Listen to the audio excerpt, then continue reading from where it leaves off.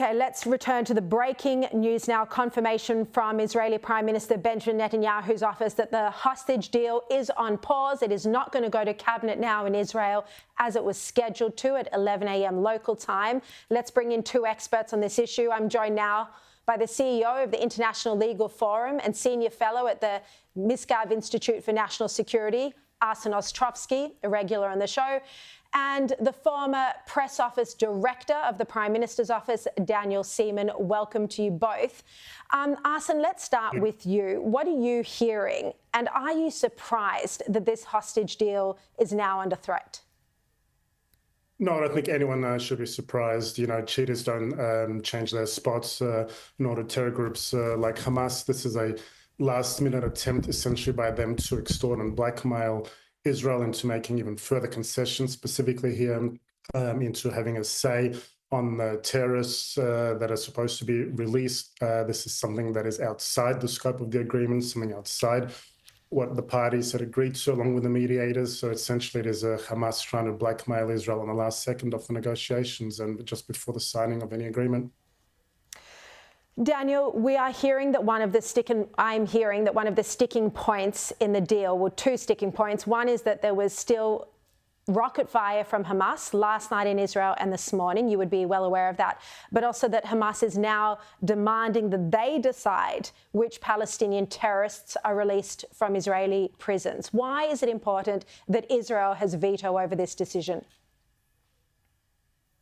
Well, that was part of the arrangement. And obviously, it's necessary because Israel can determine who among these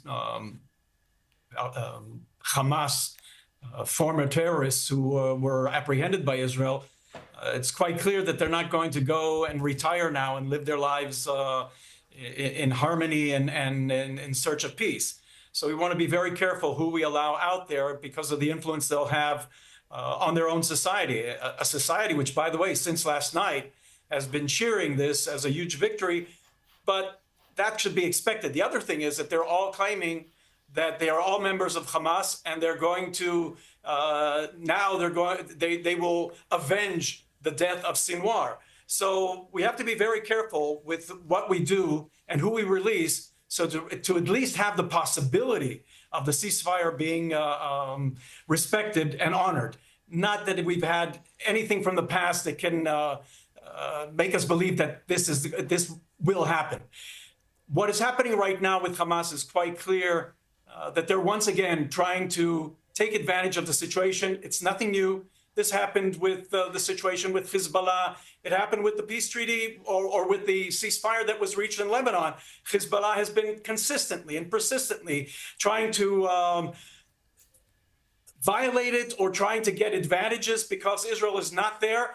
The thing is that there's a difference now between what they've been used to, because in the past, Israel would usually complain to the countries that have given us, that had promised that this would be observed. Now we're not doing that anymore, and the same thing is going to happen in Gaza with Hamas. And this, by the actions taken by the Prime Minister, is making it very clear to them that what they were used to in the past is not going to happen anymore. The Middle East has changed, Israel has changed, and they should be aware that either they fulfill the requirements and what they agreed to, or they will suffer the consequences. Arsen, what I've been struggling with this deal, and absolutely I 100% think, and not just as a mother, but as a human, I think there's no measure you wouldn't go to bring hostages home. But what I struggle with is, why couldn't America, Qatar, Israel have forced Hamas into a better deal? I mean, Hamas is virtually eliminated. So how did they have so much negotiating power to demand 1,000 prisoners be released, to demand only 3 hostages a week? You know, it just doesn't seem like a good deal. Look, there are a lot of things here that certainly don't add up, and these are difficult hours and days. And you know, I think, as you noted in the beginning of your introduction, there's certainly some sense of relief, certainly for the hostage families that are about to see their loved ones. But this is no celebration. There were no easy choices here. There was only painful decisions that had to be made, and essentially Israel had to make a deal with the devil in order to secure the release of our of our loved ones. Unfortunately, this was the only deal on the table. It should not have been the case, but these are the circumstances. So yes, it does come with some element of risk. But Shahari, we're also taught that whoever saves a life, it is as though they save the entire world. We're dealing on the one hand, it's this sort of morbid equation with children, women who have been brutally raped, assaulted, elderly, wounded. And on the other hand, you're dealing with terrorists, bloodthirsty murderers who are to be released. But for Israel and for the Jewish state, the prerogative is to secure the release of hostages. And that was absolutely paramount, because whereas we place the ultimate prerogative on life, they place their prerogative on death. Daniel, it is going to be very hard for Israel emotionally when, and provided this deal goes ahead, when there are weeks, when families or people are going to be looking forward to the release of 3 hostages, and it's body bags that come home. Yeah, this whole situation is heart-wrenching. I know that everybody knows, not only in the past year and 3 months in which we've come to know the families, many of us have direct connections to them. My daughter is good friends with Naama Levy. We hear now that the first 5 who were to be released are the soldiers who were taken on that day. Naama is known from that infamous photo of her being dragged out of the Jeep and bloodied. And so we have a personal feeling and stake in this. So it is, what can you say? You described it perfectly in your opening. Here, we also, all of us, know somebody who has fallen.